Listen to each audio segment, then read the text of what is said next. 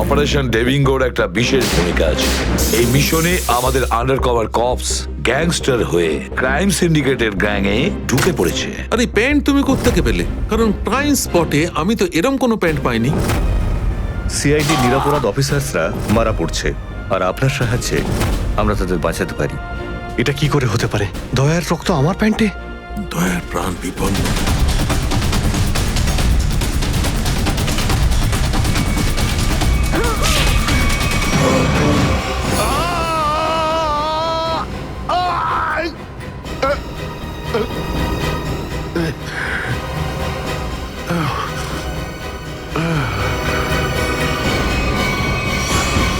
Sir, শহরে যত toll plaza রয়েছে সব জায়গায় খোঁজ নিয়েছি।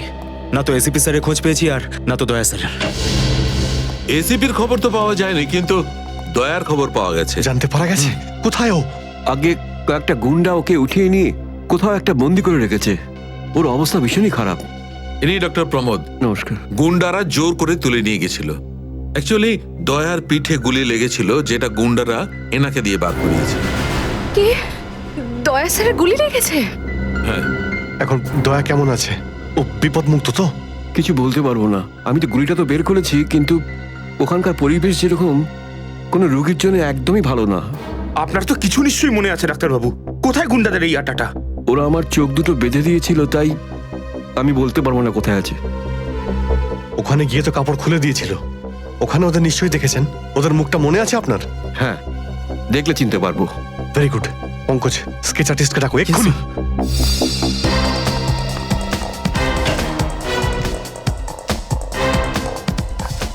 অভিজিৎ, ওই আমি তোমার সাথে। হাই। স্যার, আপনি এখানে? হ্যাঁ, আমি এখানে। আচ্ছা সারিকা, পেন্টে যে রক্তটা লেগেছিল তার ডিএনএ রিপোর্টটা এসেছে? হ্যাঁ, এসেছে। সেটাই বলতে এসেছিলে না অভিজিৎ স্যারকে? হয়তো তুমি আগেই বলে দিয়েছো। তোমার বসকে ডক্টর সালুকাকে বলার কথা মনেই হয়নি। ছাড়ো ছাড়ো, কোনো ব্যাপার না, কোনো ব্যাপার না। হতেই পারে, হতেই পারে। ছাড়ো ছাড়ো।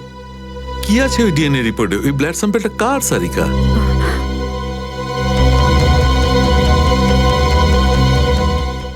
দয়া স্যারের। দয়ার? দয়ার? আচ্ছা, ওই প্যান্ট যার উপর এই রক্তটা লেগেছিল, ওই সেই প্যান্টটা কার?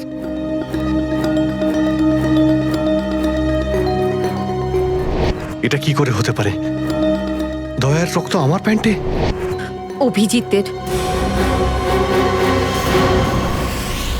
এত দূর যখন চলেই এসেছো, তোমাকে কি এমনি এমনি চলে যেতে দেবো আমি?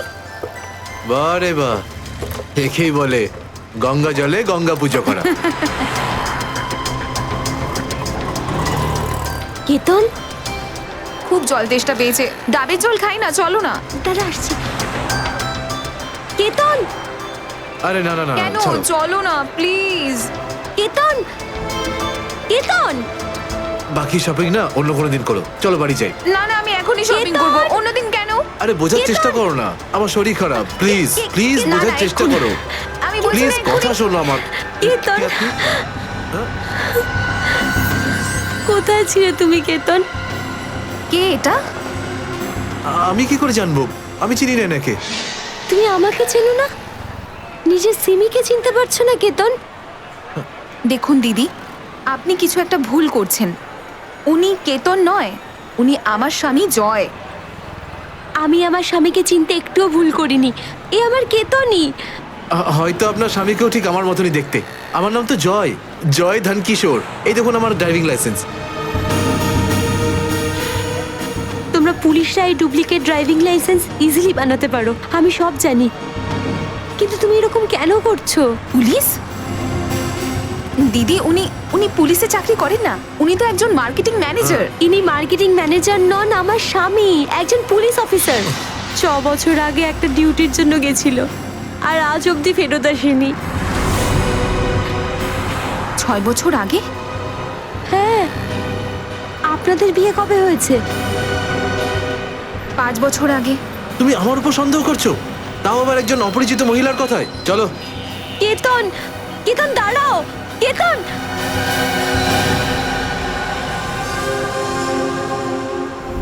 অভিজিতের প্যান্টের ওপর দয়ার রক্ত। তিনবার টেস্ট করিয়েছি, কিন্তু ফলাফল ওই। আর সেই কারণে তুমি প্যান্টটা চুপচাপ সারিকাকে দিয়ে দিয়েছিলে, কারণ তুমি জানতে ওই প্যান্টে দয়ার রক্ত লেগে আছে। যদি আমি জানতাম যে আমার প্যান্টে দয়ার রক্ত লেগে আছে, তাহলে সেটা আমি টেস্ট করার জন্য কেন দেব?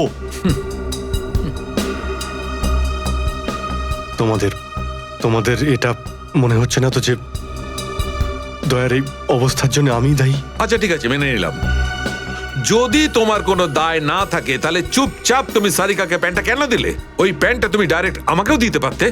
দিতে পারতাম স্যার, কিন্তু সব সময় আপনি আমার বিরুদ্ধে কথা বলেন। আমাকে ছোট করার কোনো সুযোগই আপনি ছাড়েন না। এই জন্য ওই প্যান্টটা আমি আপনাকে দিইনি। আর সেই কারণে সিনিয়র ইন্সপেক্টর অভিজিৎ, তুমি এটাও বলনি যে যখন দয়া আহত হয়েছিল তুমি নিজে সেখানে উপস্থিত ছিলে।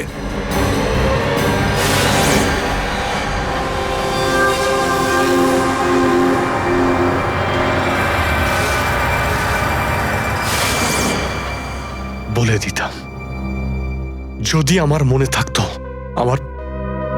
আমার এখনো কিছু মনে নেই যে ওই রাতে কি হয়েছিল। আপনার মনেই নেই যে ওই রাতে কি হয়েছিল? ডক্টর সালুখে, আমরা অভিজিৎ স্যার আর দয়া স্যারের বন্ধুত্বের উদাহরণ দিই, আর আপনি ওনাদের উপরে এরকম অপবাদ দিচ্ছেন? হ্যাঁ স্যার, অভিজিৎ স্যার নিজের জীবন দিয়ে দেবেন, কিন্তু দয়া স্যারের উপর একটা আঁচল লাগতে দেবেন না। ও আচ্ছা, চলো ঠিক আছে, মেনে নিচ্ছি।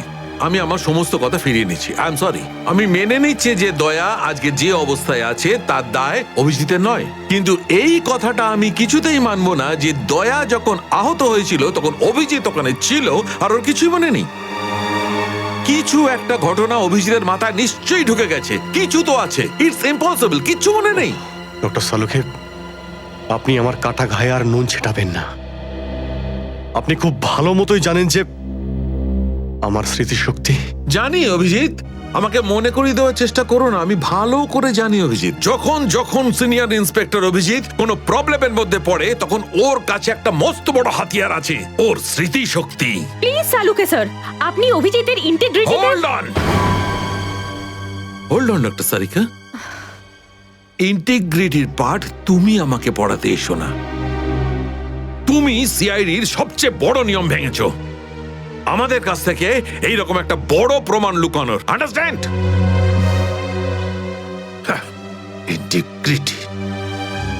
স্যার, ওই দিন রাতের এমন কোনো কথা যেটা আপনার মনে আছে? যাই হোক,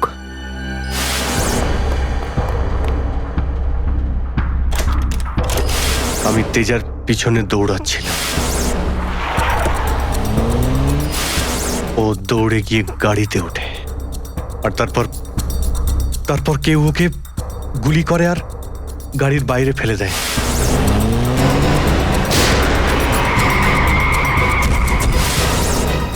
যখন আমি দৌড়ে গিয়ে তেজার লাশের কাছে যাই, তখন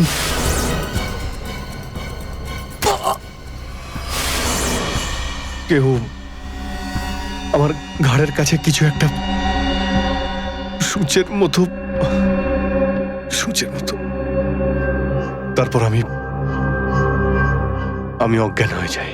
আর তার পরের দিন যখন আমার চোখ খোলে, তখন আমি দেখলাম যে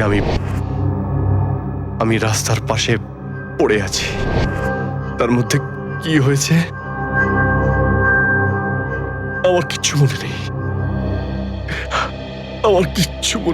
ঠিক আছে, কোনো ব্যাপার নয়। ওই রাতে এক্স্যাক্টলি কি হয়েছিল সেটা জানা যাবে এই গুলিটার মারফত। এটা সেই গুলিটা যেটা দয়ার পিঠ থেকে বার করেছিলেন ডক্টর প্রমোদ। আর এই গুলিটার ব্যালিস্টিক রিপোর্ট থেকেই বার করা যাবে যে আসলে এই গুলিটা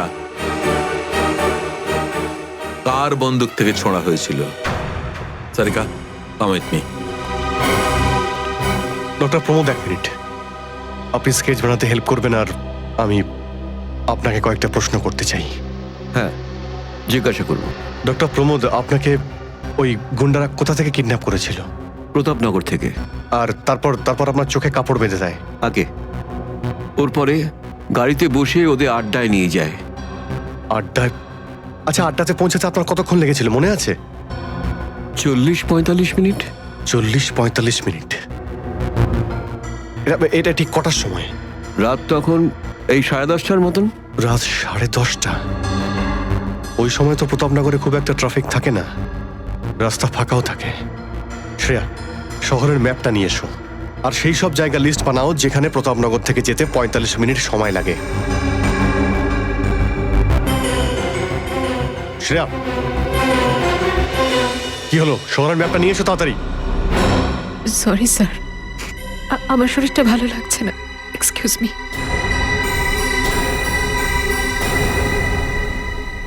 I can't believe this Maya, তুমি নিজের স্বামীর কথা বিশ্বাস করছো না, একজন অপরিচিত মহিলার কথা বিশ্বাস করছো তুমি। একটা মেয়ে অন্য একটা মেয়ের চোখের দিকে তাকালেই বুঝতে পারে যে সে সত্যি বলছে না মিথ্যে, আর ওর চোখে সত্যিটা ছিল, ওর চোখে জল মিথ্যে বলছিল না। মায়া, মায়া তুমি ওর কথায় বিশ্বাস করছো চোখের জল দেখে, আর তুমি আমাকে সন্দেহ করছো।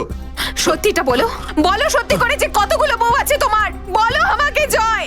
আরে আমি তো একটা সামলাতে পারছি না, আবার অন্য কোথায় আনবো? সে তো তোমার কপাল ভালো যে মার্কেটে আজ তোমার সত্যিটা জানতে পারলাম, না হলে সারা মায়া- জীবন আমি এটাই ভেবে যেতাম যে তুমি আমাকে ভালোবাসো। হ্যাঁ মায়া, এটা সত্যি যে আমি শুধুমাত্র তোমাকেই ভালোবাসি মায়া। তাহলে বলছো না কেন নিজের ব্যাপারে সত্যিটা, নিজের অতীতের ব্যাপারে কেন বলো না আমাকে কিছু? মায়া তুমি তো সব জানো আমার সম্পর্কে, যে আমার কেউ নেই কোনোদিন, আর তুমি ছাড়া আমার কে আছে বলো? আর তোমার কাজ, তুমি পুলিশে আছো নাকি মার্কেটিং ম্যানেজার?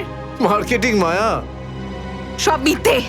আমি তোমার অফিসে যেতে চাই, আমি কিছু জানি না, আমি তোমার অফিসে যেতে ঠিক চাই। আছে, ঠিক আছে, অফিস যেতে চাও? আমি সামনের সপ্তাহে তোমাকে আমার অফিসে নিয়ে যাবো, খুশি? কেন পরের সপ্তাহে কেন? হ্যাঁ কালকে কেন নয়? হ্যাঁ বরং আমি তো বলবো যে কাল নয়, আজই যেতে চাই আমি তোমার মায়া অফিসে। মায়া মায়া, সন্দেহের একটা লিমিট থাকে মায়া।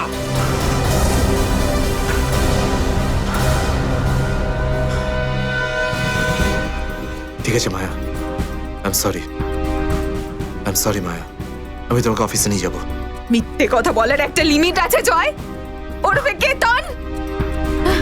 মায়া, যতক্ষণ না তুমি আমাকে সত্যিটা বলছো আমার সাথে কথা বলতে আসবে না তুমি। Maya listen to me Maya, please শোনো মায়া, মায়া, মায়া দরজা খোলো মায়া।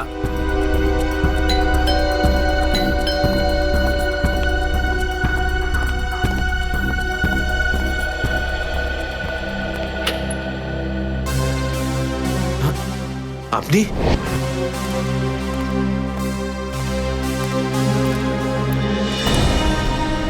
কেতন, মিশনের কাজটা থামিয়ে দাও আর এই মুহূর্তে এখান থেকে চলে যাও। না স্যার, আমি এই মিশনের জন্য আমার জীবনে 6টা বছর দিয়েছি স্যার।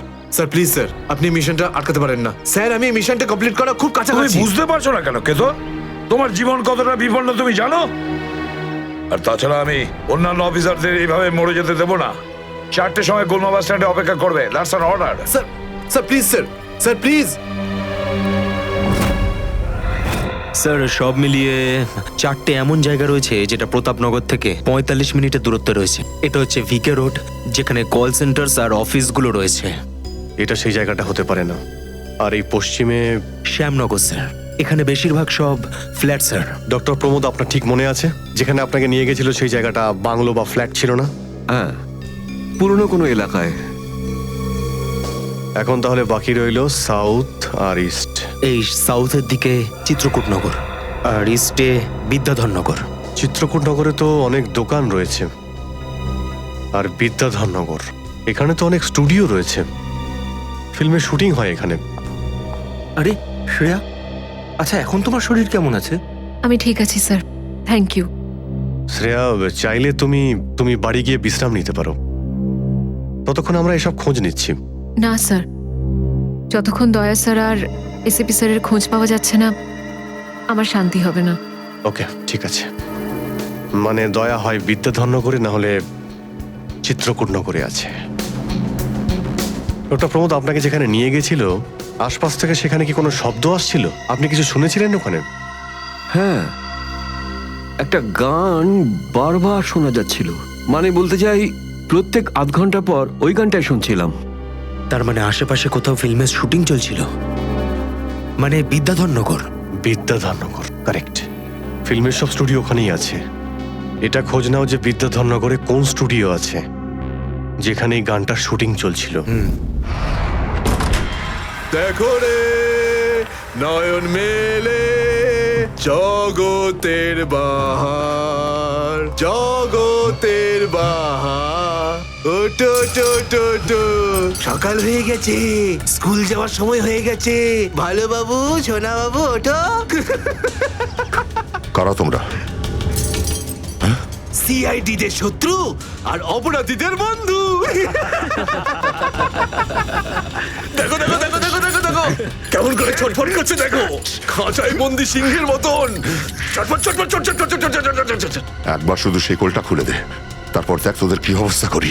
না না না না না, আমরা কি মরতে চাই নাকি যে তোমার হাত খুলে দেবো?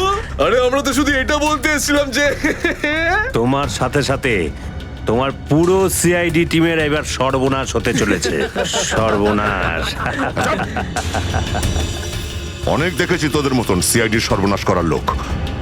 আজ তারা কোথায় আছে কেউ সেটা জানে না। তুমি আমাদের এতটা বোকা আর দুর্বল ভাবতে যেও না, কারণ আমাদের বস এত চালাক, এতটাই চালাক যে সিআইডির ছায়াও ওর কাছে পৌঁছাতে পারবে না। আমার কথা শোন, গিয়ে তোর বসকে বলে দে কাউন্ট ডাউন শুরু করে দেয় যেন। ও বাঁচবে না আর, বাঁচবে না আরো। কি ব্যাপার তোমাদের ভাই, তোমাদের এই সিআইডি অফিসারদের এই ব্যাপারটা আমার দারুণ ভালো লাগে। মৃত্যুর মুখে বসেও ডায়লগ মারতে ছাড়ো না তোমরা। দয়া, তোমার সঙ্গে দেখা করে খুব ভালো লাগলো। Good bye.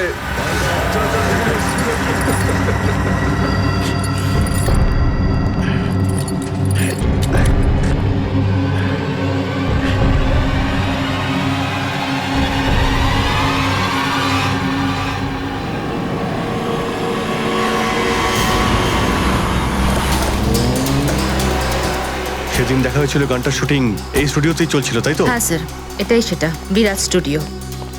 দয়াকে এখানেই হয়তো কোথাও রেখেছে।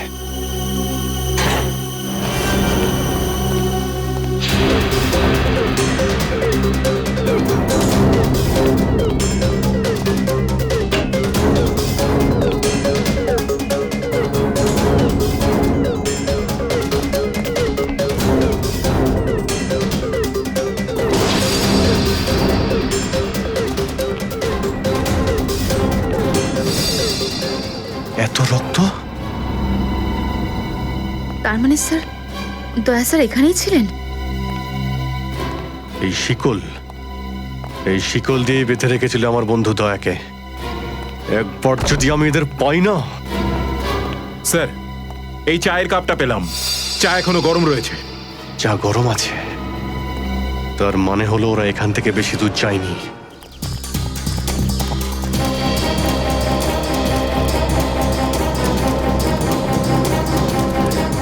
স্যার, মনে হচ্ছে এখানে কিছু হয়েছে।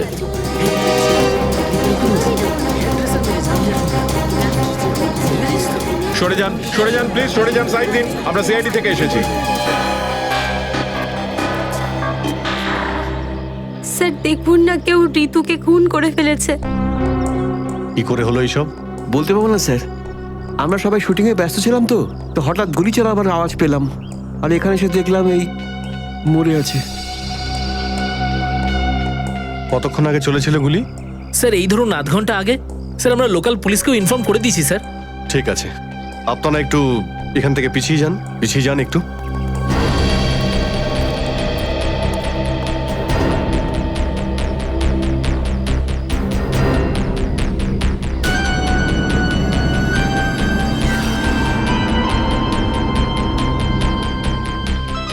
গুলি বেরিয়ে গেছে মাথা থেকে। গুলি লাগা 2 সেকেন্ডের মধ্যেই বেচারি মারা গেছে। গুলি লাগার পরেই এফোড় ওপড় হয়ে গেছে। একটু চেক করো আশেপাশে, দেখো গুলি এই ডিরেকশনে কোথাও পাও কিনা।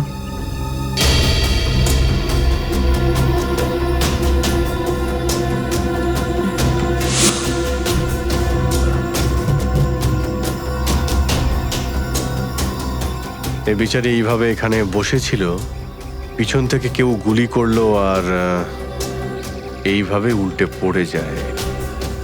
আর এই আঘাত, এটা আবার কি ব্যাপার?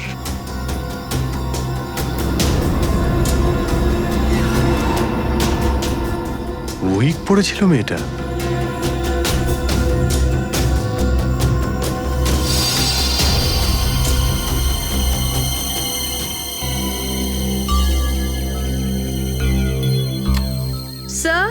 হ্যাঁ পুরবি, গুলি পেয়ে গেছি। রাইফেলের গুলি মনে হচ্ছে। রেখে দাও এটাকে। আচ্ছা, কি উইক পড়তো? একদমই না স্যার, ও আসলে আমার হেয়ার ড্রেসার ছিল, আর আমার উইগস আর সব কিছু ওই রাখতো। যে উইগটা ও পরেছে না, সেটা আমার নেক্সট সিনের জন্য লাগতো। ঋতু আপনার উইক পড়েছিল? হ্যাঁ স্যার। সুশান্ত, বুঝতে পারলে? যখন ঋতুকে গুলি করা হয় তখন খুনি ওর মুখটা দেখেনি, গুলি পিছন থেকে চালিয়েছিল। আর যখন ঋতুর গুলিটা লেগেছিল তখন ও ওনার উইক পড়েছিল। মানে গুলিতে ঋতুর নয়, আপনার নাম লেখা ছিল। কি? হ্যাঁ, আপনাকে কেউ মারতে চায়। এই দেখো, 0.33 ক্যালিবারের বুলেট এটা, যেটা দিয়ে ঋতুকে মারা হয়েছে, যেটা শুধুমাত্র স্নাইপার রাইফেল দিয়েই ছোঁড়া যায়। তাহলে সালুখে স্যার, এই ওর মাথাতে দুটো লাল রঙের চিহ্ন কিসে? এই লাল চিহ্ন দুটো এন্ট্রি আর এক্সিট উন্ড। ঋতুর মাথার মধ্যে গুলি এই দিক দিয়ে ঢুকেছে আর এইখান দিয়ে বেরিয়ে গেছে। এই এক্সিট বোন এন্ট্রি বোন থেকে প্রায় হাফ ইঞ্চি নিচে, মানে গুলি উপর থেকে নিচে চালানো হয়েছিল। আগে হ্যাঁ, গুলিটা ঋতুর মাথায় এইখান দিয়ে ঢুকেছিল আর এইখান দিয়ে বেরিয়ে এসে সোজা ভ্যানিটি ভ্যানের ফুটবোর্ডে এসে আটকে গেছে। আর আমাদের ক্যালকুলেশনের হিসেবে গুলিটা চালানো হয়েছে এদিক থেকে, এইভাবে।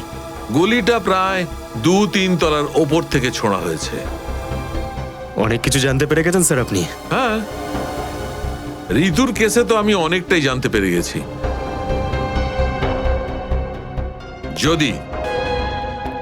যদি আমি এইটা জানতে পারতাম যে দয়া আর আমার অন্যান্য অফিসারদের মধ্যে কি হয়েছিল, কিন্তু আফসোস, যে লোকটি এই কথাটা বলতে পারতো সে বলতেই চাইছে না। আপনি কি বলতে চাইছেন যে আমি কি বলছি না? মনে থাকলে তো বলবো। আপনি সবসময় আমার বিরুদ্ধে বাজে অভিযোগ করেন। না অভিজিৎ, সালুকে কারোর ওপর কখনো বাজে অভিযোগ করে না। ডক্টর সালুকে প্লিজ, আপনি কি please? Please sir, Saluke sir please, আমরা কি এখন শুধুমাত্র ঋতুর কেসটা নিয়ে কথা বলতে পারি? ঋতুর কেসে আমি যতটা জানতে পেরেছি আমি সবটাই বলে দিয়েছি। ব্যাস, এখন আমার অপেক্ষা শুধুমাত্র একটা প্রমাণের জন্য, যা দিয়ে আমি জানতে পারবো দয়ার সঙ্গে কি ঘটেছিল। That's it. দেখলে, এই জন্য আমি তোমাকে বলেছিলাম যে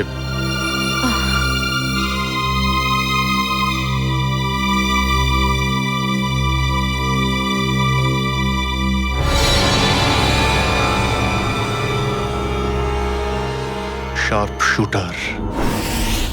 স্যার, আমি বলছি না, শেষ এক সপ্তাহ এখানে কোনো শুটিং হয়নি, তাই এখানে কারো আসার প্রশ্নই ওঠে না। মানে গত এক সপ্তাহ ধরে তুমি ছাড়া এই স্টুডিওতে আর কেউ আসেনি? আগে না স্যার। তার মানে গুলি তুমি চালিয়েছো? আমি গুলি কি করে চালাবো? আমার তো দীপাবলির বাজিতেও ভয় লাগে। তাহলে ভালো করে ভেবে উত্তর দাও। কেউ না কেউ তো গিয়েছিল সেকেন্ড ফ্লোরে। হ্যাঁ স্যার, একজন প্লাম্বার এসেছিল ওই পাইপ ঠিক করতে। সেকেন্ড ফ্লোরে?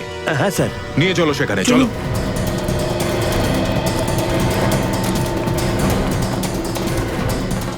কোন দিকে? এই দিকে।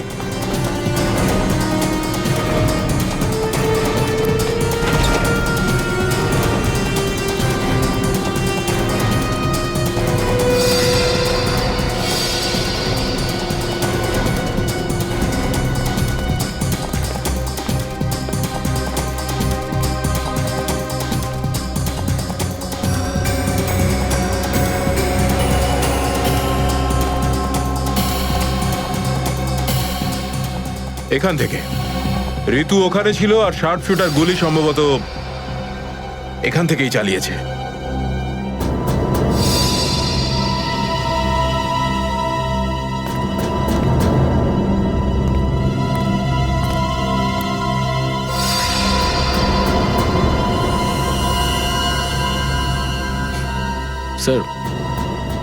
স্যার, লাবণ্যকে গুলি করা হয়েছিল। এই হলো ওই গুলিটার শেল। তুমি? স্যার, স্যার এতে আমার কোনো দোষ নেই স্যার। স্যার প্লিজ আমার বিরুদ্ধে কোনো কমপ্লেন করবেন না, আমার চাকরি চলে যাবে, প্লিজ প্লিজ। ভয় পেও না। আচ্ছা আমাকে এটা বলো, ওই প্লাম্বারের মুখটা দেখেছিলে তুমি? স্কেচ বানাতে পারবে? স্যার আসলে কি বলুন তো, আমি না চশমা ছাড়া কিছু দেখতে পাই না। আর ও যখন এসেছিল তখন আমার চশমা কোথাও হারিয়ে গিয়েছিল, আর আমি চশমাটাই খুঁজছিলাম। এই লাবণ্যর কোনো না কোনো শত্রু তো নিশ্চয়ই আছে, নইলে কেউ ওকে মারার চেষ্টা কেন করবে? এই লাবণ্য টিকুজি বের করেছি স্যার, ওর কারোর সাথে কোনো শত্রুতা ছিল না। হ্যাঁ স্যার, ফ্লপ হচ্ছিল ওর সব ফিল্ম। তাহলে এরকমও হতে পারে না যে অন্য কোনো অভিনেত্রী হিংসা বা ঈর্ষার কারণে ওকে মারার চেষ্টা করে থাকবে। লাবণ্য খুব বড় লোক নয় যে টাকা পয়সার জন্য ওর উপরে কেউ হামলা করবে। স্যার হতে পারে সত্যি এই গুলিটা ঋতুর উপরে চালানো হয়েছে, লাবণ্যের উপর নয়। আচ্ছা তোমরা কি ঋতুর ব্যাপারে ইনফরমেশন বের করেছো?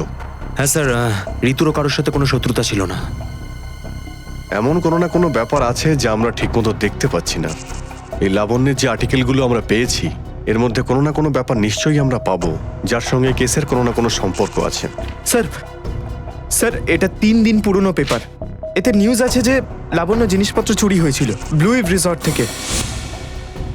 লাবণ্যের জিনিসপত্র চুরি হয়েছিল ব্লু ইভ রিসর্ট থেকে?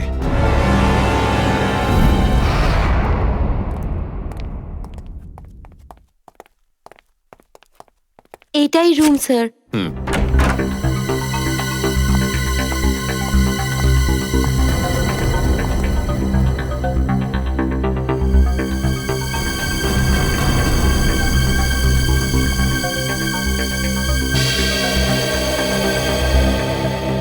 এই ঘর থেকেই আপনার জিনিসপত্র চুরি হয়েছিল? একদমই তাই স্যার, কিন্তু খুব একটা দরকারি জিনিস ছিল না, এই এমনি 1,500-2,000 টাকা আর নকল জুয়েলারি। আর পুলিশ কোনো সূত্র পায়নি এখান থেকে? না স্যার। কিন্তু চোর এখানে আসলো কি করে? জানলা দিয়ে, এসির জায়গা দিয়ে নাকি? স্যার দরজা থেকে এসেছিল। পুলিশের কথা অনুযায়ী ও চাবির ব্যবহার করেছিল ঘরটা খুলতে। আর এই ঘরের চাবিটা কার কার কাছে ছিল? একটা আমার কাছে আর একটা এদের কাছে। ও মানে হোটেলের কোনো ভেতরের লোকের কাজও হতে পারে। ম্যাডাম আপনি এসব কি বলছেন? 15 বছর পুরনো আমাদের হোটেল, আমরা খুব সৎভাবে কাজ করে এখানে গুডউইল বানিয়েছি, আর আমাদের হোটেলের কোনো লোক এটা করতে পারে না। হয় এই কাজটা কোনো হোটেলের ভেতরের লোকই করেছে, অথবা কোনো বাইরের লোক এই চাবি চুরি করে চাবির ডুপ্লিকেট বানিয়ে নিয়েছে। আর এই দুটো সিচুয়েশনেই তোমাদের হোটেল দায়ী, বুঝলে কিছু? ছেড়ে দিন না স্যার, এই ছোটখাটো চুরির জন্য কেন ওদের ডিস্টার্ব করছেন? লাবণ্য দেবী, এই জিজ্ঞাসাবাদ আমরা আপনার জিনিসপত্রের জন্য করছি না, বরং এটা তাকে ধরার জন্য করছি যে আপনাকে মারতে চাইছে। কারণ আমাদের মনে হয় যে এই চুরির সম্পর্কের সাথে আপনার উপর প্রাণঘাতী হামলার সাথে থেকে থাকতে পারে। সেই কারণে একটু ঠিক করে মনে করে বলুন, আর কোনো বিশেষ জিনিস বা কোনো দামি জিনিস যেটা চুরি হয়েছে? হ্যাঁ, আমার তো না, কিন্তু আমার হেয়ার ড্রেসার ঋতুর জিনিস চুরি হয়েছিল। আর তারপর ওর হঠাৎ করে মুড অফ হয়ে গেছিল আর ও খুব কাঁদছিল। এমন কি জিনিস চুরি হয়েছিল ওর? একটা অদ্ভুত শোপিস ছিল। শোপিস? হ্যাঁ, আমিও অবাক হয়েছিলাম ভেবে যে একটা শোপিসের জন্য এত ভেঙে পড়ার কি আছে। আর আমি ওকে বলেও ছিলাম যে আমি ওকে একটা নতুন শোপিস এনে দেবো, কিন্তু হয়তো ওই শোপিসটা ওর জন্য খুব দামি ছিল। খুব দামি শোপিস ছিল? না না, ওই ট্রিপোলিয়াম বাজারে যে চাইনিজ শোপিসের দোকানগুলো আছে না, সেখান থেকেই নিয়েছিল। ওই হবে 700-800 টাকার মতো। ত্রিপোলিয়া বাজারে চাইনিজ জিনিসপত্রের দোকান?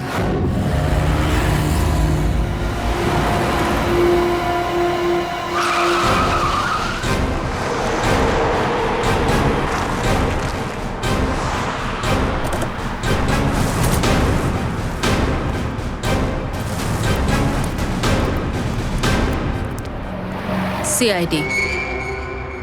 সিআইডি? একটা খুনের ব্যাপারে আপনার থেকে কিছু জানতে চাই। খুন? কার খুন হলো আবার?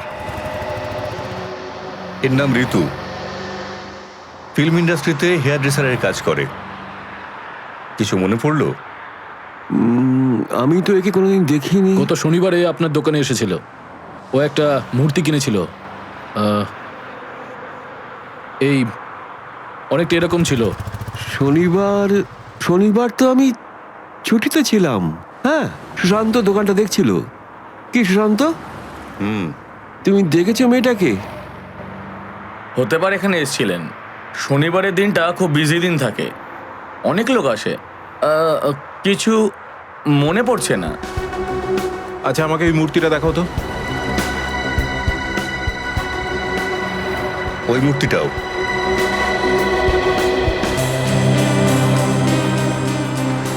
এরকম আর কটা পিস আছে আপনার দোকানে? এই 15-20টা হবে। কি সুশান্ত? হ্যাঁ,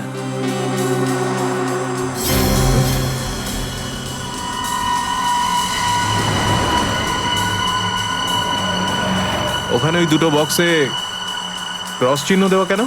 আরে আরে ওটা তো ডিফেক্টিভ পিস, এগুলো ফ্যাক্টরিতে রিটার্ন যাবে, আপনার কোনো কাজে আসবে না। সেটা এক্ষুনি জানতে পারা যাবে। দেখাও ওটাকে, দেখাও।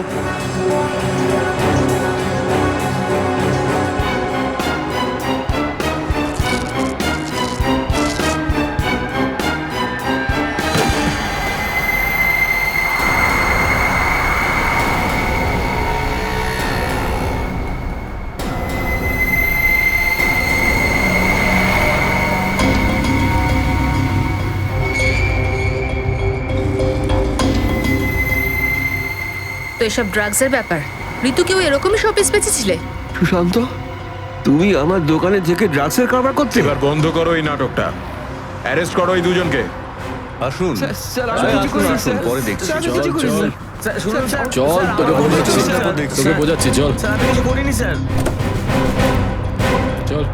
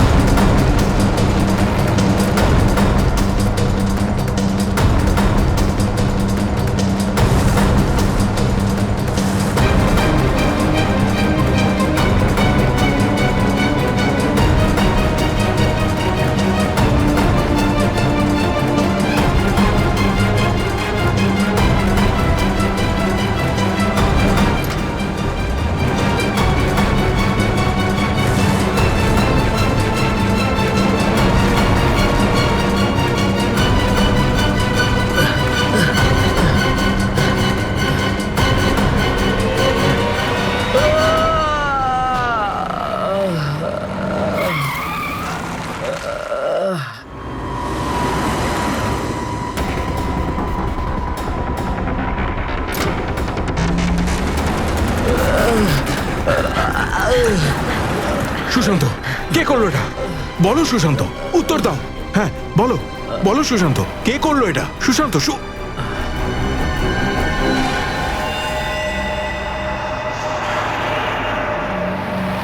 হি ইজ ডেড।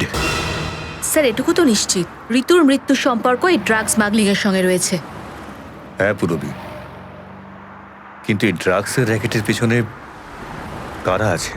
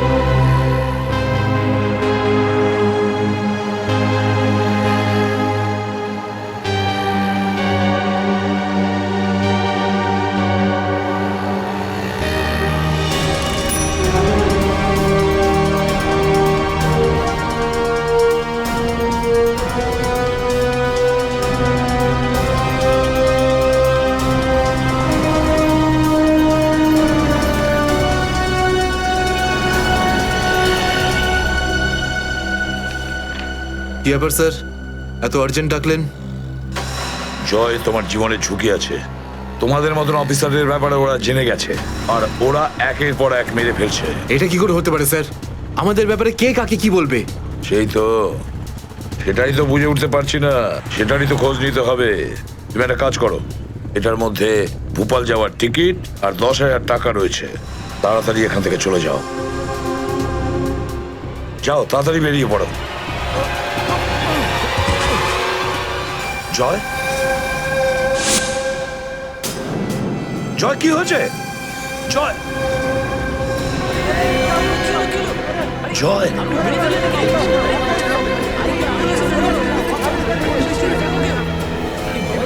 মাই গড,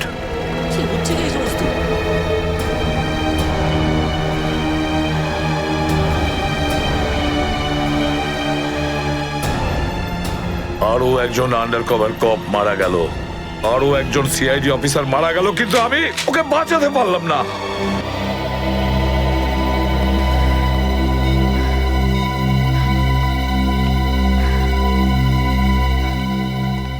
দয়া স্যারের ফোনটা কেন লাগছে না? শ্রেয়া, দয়া স্যারও ঠিক ফিরে আসবেন যেরকম অভিজিৎ স্যার এসেছেন। স্যার কিভাবে ফিরে আসবেন? আমরা তো এটাও জানি না যে দয়া স্যার কোথায় আছেন। স্যার, নাইবা দয়া স্যারের খোঁজ পাওয়া যাচ্ছে, নাইবা এসিপি স্যারের। শ্রেয়া ওনারা সিআইডি অফিসার, এরকম অনেক সমস্যার সম্মুখীন হয়েছেন। যেখানেই থাকুক না কেন নিশ্চয়ই ভালো থাকবেন ওনারা। স্যার, আপনি এমনটা কিভাবে বলতে পারেন? আপনি রক্ত দেখেছিলেন তো? কতটা রক্ত পড়েছিল বলুন তো ওখানে? আর ওই গুলিটা, যে গুলিটা দয়া স্যারের শরীর থেকে বেরিয়েছিল। হ্যাঁ শ্রেয়া, আমি সবকিছু দেখেছি, কিন্তু তার মানে এটা তো নয় যে সিআইডি অফিসাররা মারা যান না। স্যার, হ্যাঁ স্যার, আপনি ঠিক আছেন তো? স্যার, কাল থেকে আপনাকে ফোনে পাচ্ছিলাম না। হ্যাঁ, আমি একটা জরুরি কাজে ব্যস্ত ছিলাম। এমন একটা টপ সিক্রেট কাজ ছিল, কাউকে বলতে পারিনি, এমনকি তোমাদেরও নয়। স্যার, কি? স্যার, দয়া স্যারের কোনো খোঁজ পাওয়া যাচ্ছে না। দয়া স্যারের কোনো খোঁজ পাচ্ছ না মানে? স্যার, দয়া স্যার নিখোঁজ। কিন্তু গেল কোথায় ও? জানি না স্যার, ওনার ফোনটাও লাগছে না। আর ওনার গায়ে গুলিও লেগেছে। দয়ার গায়ে গুলি লেগেছে? এক মিনিট, এই ব্যাপারটা তোমরা জানলে কি করে? স্যার, সালুকে স্যার বলছিলেন যে দয়া স্যারের বডি থেকে একটা ডক্টর গুলি বের করেছেন আর চুপ করে নিয়ে এসে ওনাকে দিয়েছেন। দয়ার বডি থেকে গুলি বের করে সেটা শালুকে পাঠানো হয়েছে? অভিজিৎ, অভিজিৎ কোথায়? স্যার, অভিজিৎ স্যারও নিখোঁজ ছিলেন, 3 ঘন্টা আগেই ফিরে এসেছেন। আর তার থেকে বড় কথা স্যার, অভিজিৎ স্যারের প্যান্টে দয়া স্যারের রক্ত লেগেছিল। অভিজিৎ নিখোঁজ? 3 ঘন্টা আগে ও ফিরে এসেছিল, আর ওর প্যান্টের ওপর দয়ার রক্ত লেগে আছে। আর ওনার কিছুই মনে নেই স্যার। আর ওর কিছু মনে নেই? সেই একই ব্যাপার, সেই একই ব্যাপার। অভিজিৎ যখনই কোনো মুশকিলে পড়ে ওর স্মৃতিশক্তি লোপ পেয়ে যায়। এসব কি হচ্ছে সিআইডির মধ্যে? আমাদের তিনজন আন্ডার কভার অফিসার মারা গেছে। ওই অফিসারদের ব্যাপারে আমি ছাড়া আর কেউ কিচ্ছু জানতো না, কিন্তু ওদের নাম বাইরে ফ্ল্যাশ হয়ে গেছে। কিভাবে? স্যার, এই কথাটা যদি শুধু আপনি জানতেন তাহলে। সেটাই তো বলছি আমি সচিন, সেটাই তো বুঝে উঠতে পারছি না। এসব কি করে হলো, কিভাবে হলো? এটার একটাই মানে দাঁড়ায় সচিন, আমাদের মধ্যেই কেউ একজন আছে যে আমাদের সঙ্গে বেইমানি করছে, আমাদের সাথে বেইমানি করছে। একজন বেইমান আছে। আর স্যার, একটা কথা আরো, একজন হেয়ার ড্রেসার খুন হয়ে গেছে স্যার। Hair dresser? হ্যাঁ স্যার, শুটিং চলাকালীন ওকে খুন করা হয়েছে। স্যার, মনে হচ্ছে এই খুনটা ড্রাগসের কারণে হয়েছে। আর স্যার, তদন্ত করতে করতে একটা লোক পর্যন্ত পৌঁছেছি, কিন্তু শেষে ও মারা যায়। আর স্যার, ওর পকেট থেকে আমরা এই কাগজটা পেয়েছি। স্যার, এটার উপরে কিছু নাম্বার লেখা রয়েছে। 185637245 183567235। আমার মনে হয় সচিন, এটা কোনো টেলিফোন বা মোবাইলের নাম্বার নয়। এই নাম্বারটা অন্য কিছু, এই নাম্বারটা অন্য কিছুরই হবে। কিন্তু কি, কিসের নাম্বার হতে পারে এটা? হ্যাঁ সালুকে। আরে এরা তো সব তোমার সঙ্গেই আছে। তোমার অফিসাররা তো তোমাকে খুঁজে খুঁজে হয়রান হয়ে গেল। আমি কোথায় গিয়েছিলাম ওরা জানে। এবার তুমি বলো, এমন কোন কথা আছে যেটা ফোনে বলতে পারোনি? প্রদ্যুমন, এই কথাটা আমরা দুজন আলাদা বলতে পারি না? কেন? এমন কি কথা আছে যে এদের সামনে তুমি বলতে পারছো না? বলতে পারি, কিন্তু ভয় পাচ্ছি। ভয় পাচ্ছি যে যে লোকটাকে এরা হিরো মনে করে, যারা তার মতো হতে চেষ্টা করে, স্বপ্ন দেখে, যাতে ও নিজে এই লোকেদের দৃষ্টিতে পড়ে না যায়। এসব ঘুরিয়ে ফিরিয়ে কথা বন্ধ করো সালুকে। পরিষ্কার করে বলো, আর সবার সামনে বলো। ঠিক আছে, পরিষ্কার করে বলছি, আর আমি সবার সামনে বলছি। কিন্তু যেটা আমি বলবো সেটা শুনে কেউ যেন মনে করো না যে আমি কারোর ওপর বদলা নিচ্ছি বা কারোর সঙ্গে শত্রুতা করছি। ক্রাইম স্পটের ব্যালিস্টিক রিপোর্ট এসে গেছে। কি লেখা আছে রিপোর্টে? প্রথম গুলিটা চলে কালুর ওপর, অভিজিতের বন্দুক থেকে। আমাদের আন্ডার কভার কপের উপরে? আগে হ্যাঁ, শুধু তাই নয়, দ্বিতীয় গুলিটা চালানো হয়েছিল ভিকুর ওপর, দয়ার বন্দুক থেকে। না, এরকম হতে পারে না। অভিজিৎ স্যার আর দয়া স্যার ভিকু আর কালুকে এইভাবে চেয়ারে বেঁধে রেখে গুলি চালাতে পারে না স্যার। ফ্রেডে, ব্যালিস্টিক রিপোর্ট কখনো মিথ্যে কথা বলে না। আর সবচেয়ে ইম্পর্টেন্ট রিপোর্ট, সেই রিপোর্ট যার জন্য এদের সবাইকে বাইরে যেতে বলেছিলাম। অভিজিতের ফোন। অভিজিৎ, কোথায় তুমি? এখন এই মুহূর্তে ফরেনসিক ল্যাবে তুমি চলে এসো। ফরেনসিক ল্যাবে? কেন স্যার, কি হয়েছে? অভিজিৎ, তুমি কাল্লুকে গুলি চালিয়েছো? কাল্লুকে গুলি আমি? আর স্যার, ওকে আমি কেন গুলি করতে যাব? অভিজিৎ, তুমি এই মুহূর্তে ফরেনসিক ল্যাবে চলে এসো, and that's an order. Sir, এই কথাটা শুনে আপনি যতটা অবাক হয়েছেন ততটা আমিও অবাক হয়েছি। আর যতক্ষণ আমি এটা না জানছি যে ওই রাতে কি হয়েছিল, আমি আসবো না। তাহলে কি তুমি আমার বিরুদ্ধে যাবে? স্যার, আমি আপনার বিরুদ্ধে যাচ্ছি না স্যার। আমি সেটাই করছি যেটা আপনি আমাদের শিখিয়েছিলেন, সিআইডির ডিউটি স্যার। অভিজিৎ, ও না করে দিল। আপনার অনেস্ট, ব্রিলিয়েন্ট, ইন্টেলিজেন্ট অফিসার আপনার অর্ডার ক্যারি আউট করতে না করে দিল এসিপি সাহেব। আমি জানতাম প্রদ্যুমন, এই অভিজিৎ একদিন না একদিন পুরো সিআইডি টিমের জন্য সেই মাছি প্রমাণিত হবে যে সমস্ত পুকুরটাকে নষ্ট করে দেয়। এই অভিজিতের কারণে আমাদের পুরো সিআইডি টিমের বদনাম হয়ে যাচ্ছে। কলঙ্ক একটা। এই অভিজিৎ সিআইডি টিমের একটা বড় বোঝা, একটা কলঙ্ক। অনেক হয়েছে স্যার, বন্ধ করুন এসব। আর কি উল্টোপাল্টা বলবেন ওর নামে? আমি বন্ধ করব? আমি তো বন্ধ করে দেবো সারিকা, কিন্তু এই রিপোর্ট, এইটার কি করবে? এইটা চুপ করে থাকবে না সারিকা। এইটা সত্যি কথা বলবে বস। জানো এই রিপোর্টে কি আছে? কি আছে ওই রিপোর্টে? দয়ার উপর গুলি কে চালিয়েছে? কে মেরেছে সালুকে? কে করেছে গুলিটা? প্রদ্যুমন, দয়ার উপর গুলি তোমার honest, brilliant, intelligent officer Abhijit চালিয়েছে। কি? দয়া অভিজিতের গুলির শিকার হয়েছে প্রদ্যুমন। অভিজিৎ গুলি চালিয়েছে দয়ার ওপর। অভিজিৎ? অভিজিৎ অভিজিৎ দয়াকে গুলি করেছে?